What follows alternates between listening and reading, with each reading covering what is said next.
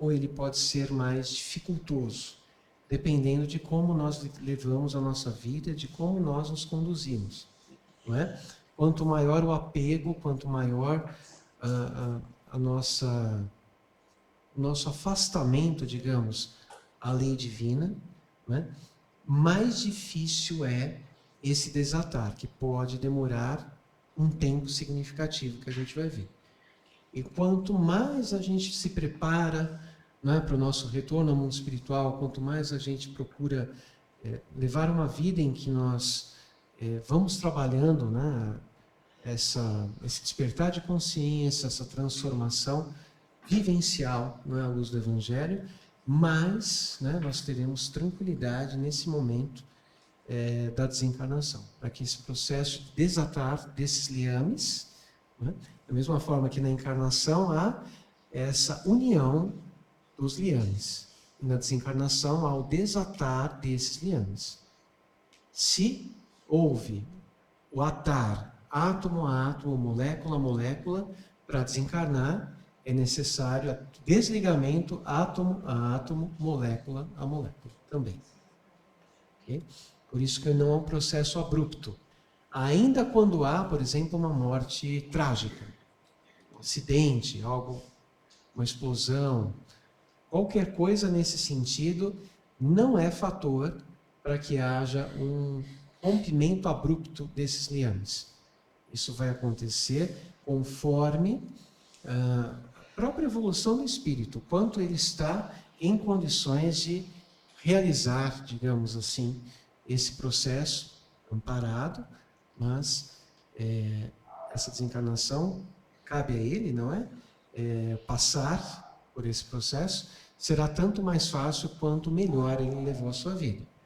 Então, às vezes a gente tem aquela ideia que houve um acidente e imediatamente o perispírito está desligado. Não, não é assim que funciona. Tá? A gente vê isso no Ghost, né? Não foi? É um filme bem recente, né? Na verdade, eu nem sabia desse filme. Me falaram desse filme porque eu acho que eu não era nem nascido, né? Mas por curiosidade, eu fui assistir. Por curiosidade, eu fui assistir e vi, né, que teve um acidente. Ele sai, acha que tá. Não é bem assim, tá? Existe um desatar dos liames fluídicos. Isso é um processo que pode ser rápido. Se a gente pensar, Jesus já estava praticamente, né, desatado, né, do corpo físico em determinado momento, né?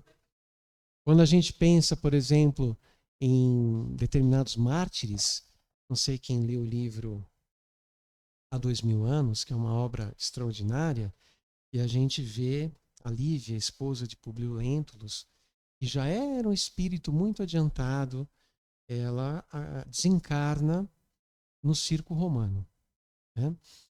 E imagine um espírito daquela envergadura, claro que antes mesmo de que houvesse, né, qualquer tipo de dor, não é? Ela já estava ali desligada do corpo, né? Isso. A fogueira, né?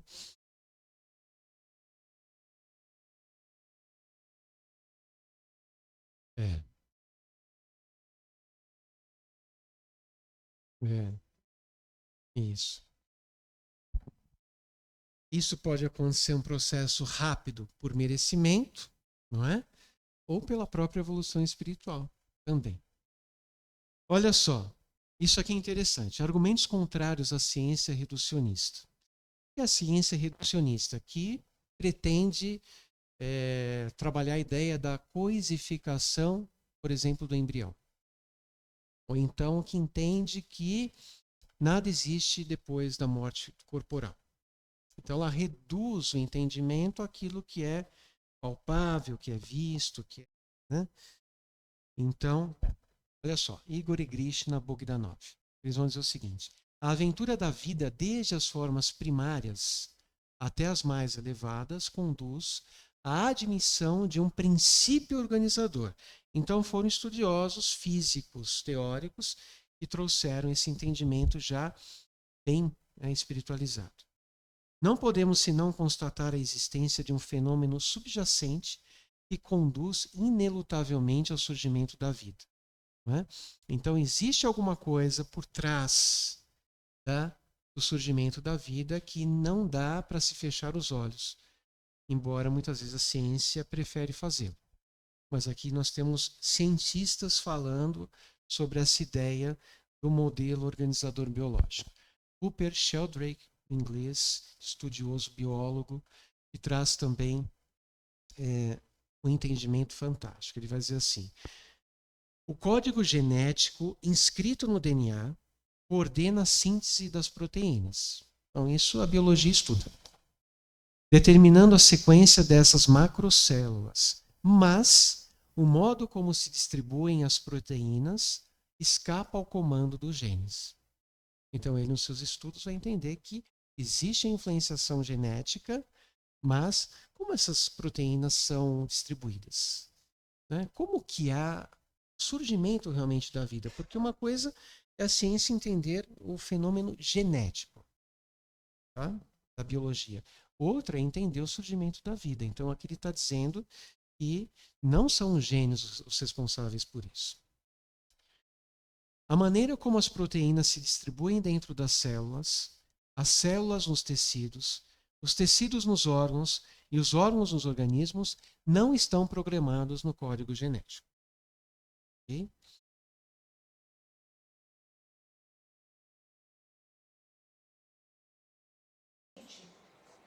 Ele pode ter expressão ou não. Sim. Então, não é simplesmente estar a cadeia, né, aquele código genético que você vai ter, mas você vai ser X. Uhum. Você pode ter o código para ser X, mas aquele código ele não funciona. Sim. Ele não tem representação. Sim. Então tem mais coisa aí, né? Isso que ele está querendo nos trazer. Então, dados os genes corretos e, portanto, as proteínas adequadas, esta tal ciência reducionista materialista vai supor que o organismo, de alguma maneira, se monte automaticamente. É isso que a ciência explica. Eu não tenho uma explicação, isso aí é da natureza, não é? É espontâneo o processo. Ele vai dizer assim, ele vai até brincar. Isso é mais ou menos que enviar, na ocasião certa, os materiais corretos para um local de construção e esperar que a casa se construa espontaneamente. Então ele compara, se visualizar a ideia de que um ser ele surge de uma maneira espontânea, sem qualquer fator, né, que está por trás disso, movimentando todo esse desenvolvimento, ele vai dizer assim, que pensar dessa forma reducionista, que esta ciência propaga, é a mesma coisa que dizer o seguinte: olha, vamos construir uma casa, vamos levar cimento, vamos levar areia, água, os materiais necessários e esperar que a casa se erguerá sozinha, não é?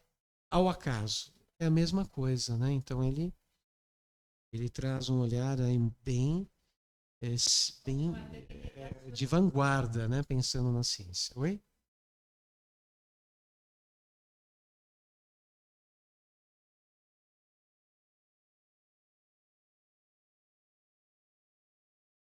Para a formação do ser vivo, né? Sim. Isso. Olha que o Emmanuel vai falar por meio da psicografia de Chico Xavier. Na câmara uterina, o reflexo dominante de nossa individualidade, reflexo dominante da nossa individualidade. Olha só, a alma é o ser único. Cada um de nós é único. Essa unicidade, essas características da alma se refletem no perispírito, certo? Por isso que ele fala, o reflexo dominante de nossa individualidade. Tá? Este reflexo está onde? No perispírito. Impressiona a chapa fetal. Impressiona. São aqueles impulsos psicossômicos no momento, não é, da conexão do perispírito com o corpo. selando-nos a destinação para as tarefas que somos chamados a executar no mundo em certa cota de tempo. Né? Então, nós vamos vendo que no momento da concepção existe este enraizamento desses liames energéticos que partem do perispírito naquele produto da concepção, e isso irá impressionar a chapa fetal. Ele diz impressionar no sentido de dar a forma, exato. Olha só, a função organizadora do perispírito não diz apenas com a forma, os aspectos anatômicos ou as peculiaridades fisionômicas do ser em gestação, mas principalmente com os diversos sistemas de sustentação psicofisiológica que regerão a sua vida. É aí que aparece o papel exponencial do perispírito. Né? Então, vai muito mais do que a aparência, do que a forma, mas toda a fisiologia será impressionada, né, nessa chapa fetal. Ponto para reflexão. Na ausência do perispírito, é possível que um corpo humano venha a se desenvolver? Todo mundo concorda? Se não, é bom todo mundo concordar, porque não é possível. Não é possível. Tá? Não tem. Na organização do novo veículo somático, o que é o veículo somático? Corpo físico. Ok? Por isso que a gente chama o corpo físico também de corpo somático. E a gente chama o perispírito de psicossoma. Psico, né, que tem esta ideia mais relacionada ao espiritual, ao espírito. Não é? Psicossoma, ao ser que pensa, ao ser que deseja. E soma, né? Ou então corpo somático. Por isso que a gente fala das doenças psicossomáticas. Então a gente vai falar do quanto as emoções podem interferir, né, enquanto processo de enfermidade no corpo físico. Ok? Então, na organização do corpo físico ou somático, especializam-se células, tecidos, órgãos e funções, olha só, a espelharem iguais estruturas e funções do perispírito, consolidando-se sob o influxo da energia gerada pelos seus centros de força, poderosas usinas sustentadoras do metabolismo psicossômico. Então, os centros de força a gente vai estudar num outro momento, mas são essas baterias energéticas que estão localizadas no perispírito, ok? E formando-se em duplicatas no duplo etérico, mas não vamos agora nos ater a isso. Mas a gente, lendo esse ensinamento aqui, nós vamos entender o quê? Que para que se forme os órgãos, para que se formem antes, né, as células, os tecidos, os órgãos e os sistemas do corpo físico, significa dizer que antes já existem, pré-existem no perispírito.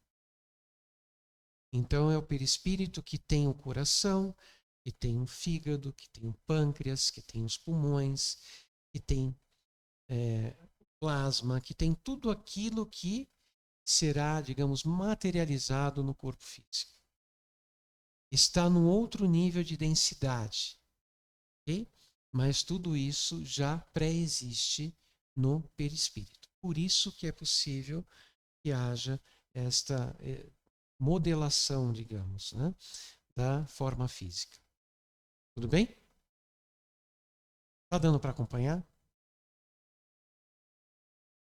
É o perispírito. É quando há ligação, né, no embrião, essa ligação é que vai possibilitando esses impulsos da energia do perispírito vão, digamos, condensando um corpo físico, materializando um corpo físico.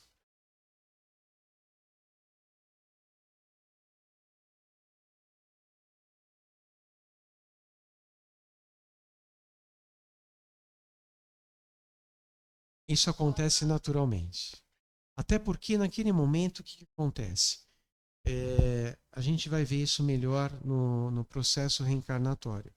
Mas quando existe a reencarnação, existe também a miniaturização do espírito. Então, o adulto, ele passa por um processo que assume a forma infantil.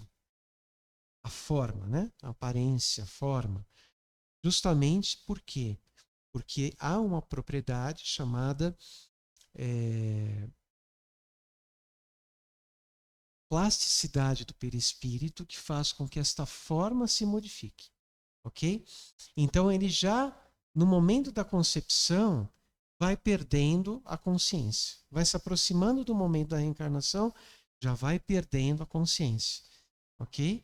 Então, quanto mais a gestação avança, menos consciente está o espírito.